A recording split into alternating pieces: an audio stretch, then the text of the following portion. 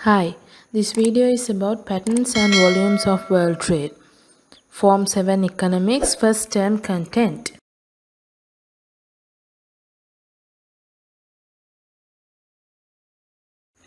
Let us now look at the learning objectives of this video.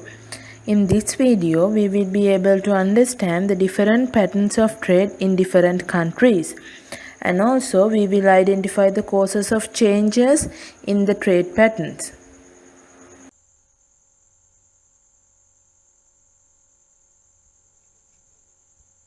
Let us now look at what patterns of trade means. Basically, patterns of trade refers to the trends in the consumption, the type of goods and services that a country is importing as well as exporting. Also, it gives reference to the volume of trade that is done in a country. To get a better idea, let's look at the two diagrams which are given below. Right. In the first diagram, it shows the major imports to Maldives. And the second diagram shows the major imports to India. In Maldives, 33% of their imports account to food items, whereas 27% of their imports are clothes. Looking at India, 38% of their imports is oil, whereas 28% of their imports are machinery. Now it is clear that the types of goods and services that Maldives consume is different to that of the goods and services that are consumed in India, or rather imported to India and Maldives. So this difference, the different trends of consumption, is what we call as the patterns of trade. It is unique to each country. Let me take an example to explain this further. Looking at these two images, we can see the import structure of food in China and that of in India. If we look at the import of food in China, 39.6% of the imports are soya beans and oil seeds. But if you take India, 30% of the imports account to marine products and 17% of the imports accounts to rice, which is basmati. Right. So we can see China's set of food that they import is different to that of the products that India imports. That is what we call as the pattern of trading.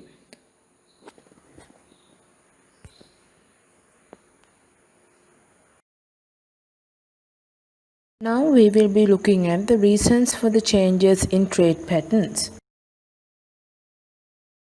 First reason will be the impact of emerging economies. An economy will not stay small forever. It keeps on growing day by day. So when the economy is growing, when the GDP is increasing, people will want to consume more goods and services. Sometimes the amount of goods and services which are available locally might not be enough. So they will have to import more goods and services. Also, to pay for these imports, the country will have to export more goods and services as well. So when the GDP is increasing, it will influence the amount of international trade that is being done. Looking at the chart given, we can see in 1995, 59.1 billion services were exported. But when it comes to 2016, it has drastically increased to 245.4 billion. That means the amount of services that the particular country exports has increased. With the growth of multinational firms, consumers can now consume a wide variety of goods and services than before. This changes the pattern of trade in a country. Also, due to the increase in foreign direct investments in a country, that will also increase the international trade and also the composition of international trade in a country. For an example, China is heavily investing in countries like Kenya and Bangladesh to take advantage of the lower labor cost. So this will account to export of services in the Kenya BOP. And also now there's a trend of shifting production overseas, that is mainly to developed countries to take advantage of the technology available in those countries. Even though the wage cost is high in developed countries, yet companies will be able to produce their product at a lower price because of the high technology available in those countries. Years ago, China very rarely exchanged goods and services with the rest of the world. But now, China is a giant exporter in the world. Many countries rely on China for raw materials and also for capital goods like machinery. China has made themselves a giant name in the international market. So, China is a very good example of recently emerging economies. The next reason for changes in trade patterns is the changes in comparative advantage. What is comparative advantage? Basically, comparative advantage is an economy's ability to produce at a lower cost than the competitors. For an example, China has a comparative advantage to produce machinery at a lower cost than the other countries in the world. So, it is wise for China to produce more machinery and to import goods for which they will have to incur a higher production cost. So, what happens ultimately is the country will specialize in producing the product that they have a comparative advantage, and the rest of the products they will import from other countries which will be cheaper for them. The third reason is the growth of trading blocs and bilateral trade agreements. When a country is a member of a trading bloc, that country can trade between the member countries at the cost of the other countries, meaning only the member countries can trade between each other and the rest of the countries will feel isolated. The image shows some of the famous bilateral trade agreements and trading blocs that we are already aware. In order to decrease the isolation of the non-member countries, now countries are being invited to become members of trading blocs. So if they become members, their pattern of trading will also increase, will change. The fourth reason is the changes in exchange rate. Due to the fluctuations in exchange rate, it affects the relative price of a product.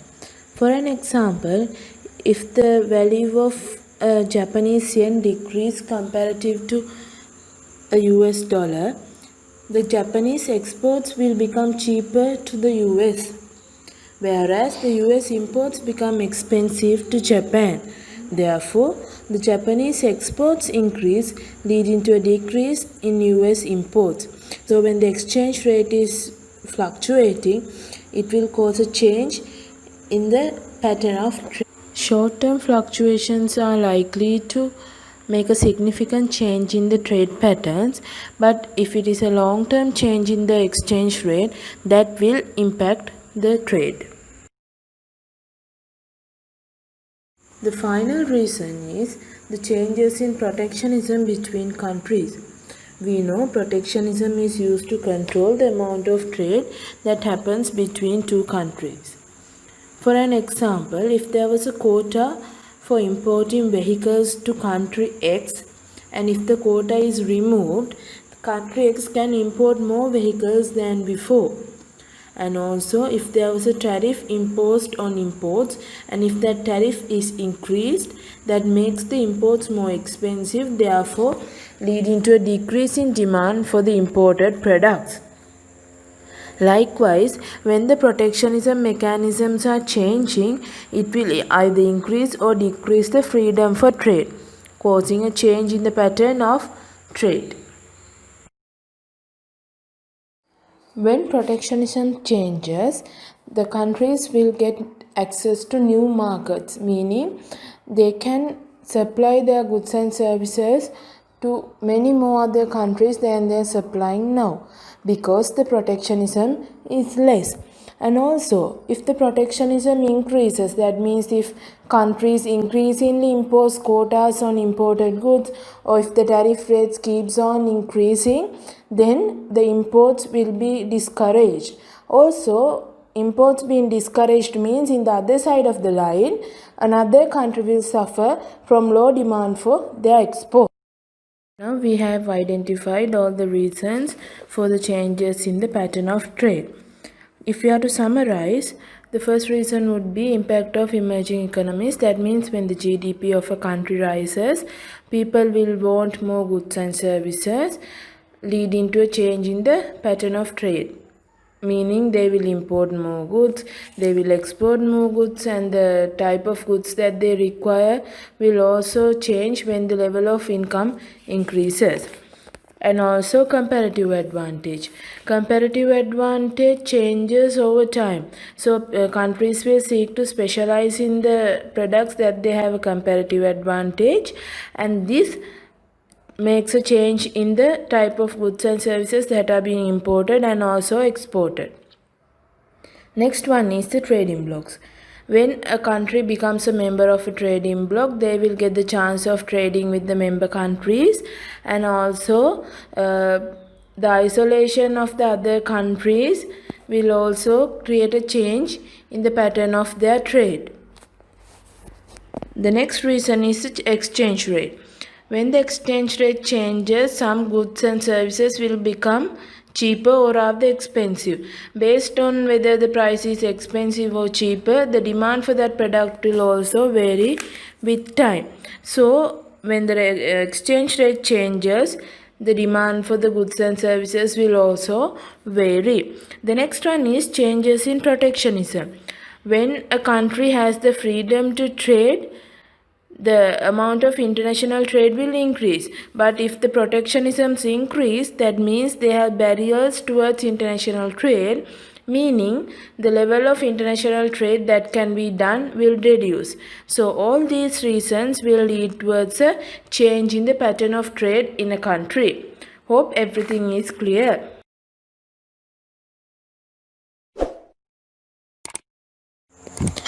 Right, now we know what pattern of trade means and the reasons for the changes in trade patterns. Assuming that everything is clear, let's move on to the checkpoint questions. I have given you 4 questions to check whether the lesson is understood properly. Attempt those questions.